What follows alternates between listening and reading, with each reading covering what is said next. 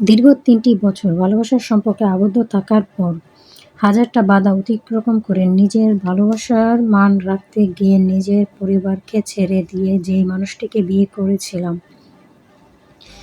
সেই মানুষটি আজ হঠাৎ করে বদলে গেল। নিজের বাবা-মায়ের কথা মতো আমার ছেড়ে দিতে সে দুবারও ভাবল না, প্রয়োজন বোধ করল না।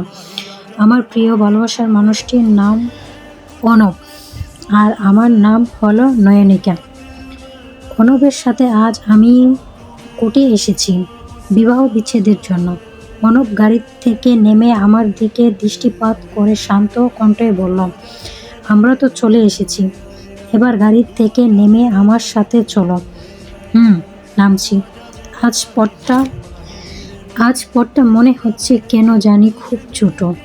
তোমার পাশে বসার সাথে সাথেই যেন গন্তব্য পৌঁছে গেলাম। পথ ঠিক আছে, তুমি হয়তো কোনো কিছু নিয়ে গভীর চিন্তা করছো, তাই তোমার কাছে পথটা ছোট মনে হচ্ছে। হয়তো। আজ আমার মতোই কি তোমার মনের মধ্যেও ঠিক কি একই ভাবনা কাজ করছে, নাকি তুমিও মন থেকে চাইছো আমার থেকে মুক্তি? এসব কথা থাক না। কোর্টে এসেছি তো আর মজা করার জন্য নয়, মুক্তি প্রয়োজন বলেই তো এসেছি। ও হ্যাঁ, সেটাই তো, আমি ভুলে গিয়েছিলাম, সরি। এখন এখানে দাঁড়িয়ে কথা বলতে থাকলে কোর্টের টাইম ওভার হয়ে যাবে। দ্রুত চলো, কাজটা শেষ করতে হবে। নয়নিকা মাথাটা নিচু করে মলিন কণ্ঠে হাস্যসূচক মাথা নেড়ে ও অনবকে সাথে চলতে লাগলো। বুকের মাঝে নয়নিকার তীব্র ব্যথা করছে। ভালোবাসার প্রিয়জন তার থেকে চিরতরে অনেক দূরে চলে যাবে। কথাটা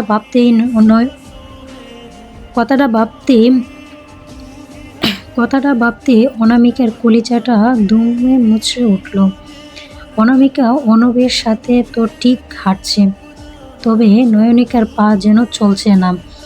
কোনো এক বাধা যেন এসে নয়নিকার পা জোরে আটকে ধরে। বারবার একটু ইচ্ছা করছে না নিজের অধিকারটা ছেড়ে দিতে। গতকাল সারা রাত নয়নিকা কান্না করেছে। রাতে 1 মিনিটের জন্য ঘুমাতে পারেনি সে, কিন্তু করেই বা ঘুমাবে? বুকের মাঝে শান্তি না থাকলে কেউ কি ঘুমাতে পারে? নয়নিকা তার স্বামীর দিকে তাকিয়ে অনবের মন পড়ার চেষ্টা করছে। আপন মনে ভাবছে, নয়নিকা, অনবের কি তার জন্য একটু কষ্ট হচ্ছে না? তার কি বুকের ভিতরে অসহ্যকর দহন হচ্ছে না? সে কি করে পারছে নিজের ভালোবাসাকে এমন করে ছেড়ে দিতে? ভালোবাসা কি তবে তার মনকে কখনো আঁকড়ে ধরেনি? কথাগুলো অনবের দিকে তাকিয়ে ভাবছে নয়নিকা। ভাবতে ভাবতে কখন যে নয়নিকা ডিভোর্স লয়ারের চেম্বারের সামনে চলে আসলো সঠিক বলতে পারবে না সে।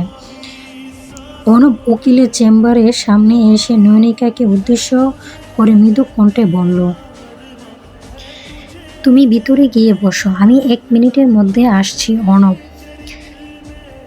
অনব কথাটা বলতেই নয়নিকা পাশ থেকে সরে যেতে নিতেই নয়নিকা অনবের হাত ধরে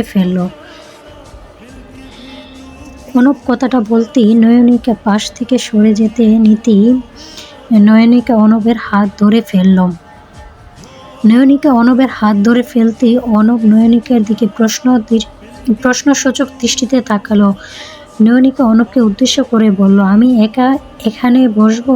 আমার ভয় করছে, তুমি আমার সাথে থাকো প্লিজ। নয়নিকা কথাটা শুনে অনব একটা বাঁকা হাসি দিল।